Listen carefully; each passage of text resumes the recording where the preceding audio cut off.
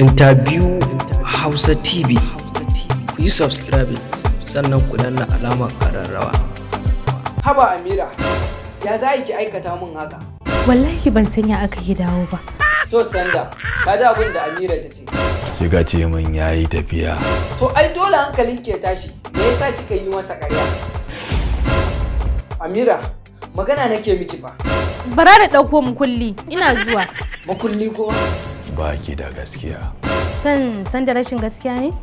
Mana, me yasa kika yi masa haka? Ka bari yanzu zan san yadda zan yi da shi a falo. Kai ka ji Sanda. Ai ya zama mun dole in yi iyayi na saboda na ga na faranta maka. To, wata sabuwar yaudarar ce wannan? Ka ji ƙato. Ba zan sake dawowa inda kike ba. A'a, kar ka yi haka.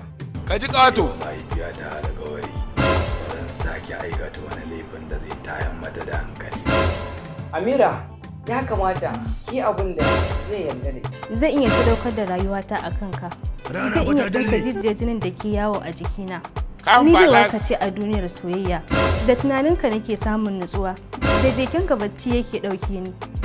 Zuciyata bata taɓa mallakar wani abu ba kamar Sanda. Da dukkan alamu, Sanda, Amira ta yi ladama. Ki ƙara yaudara da.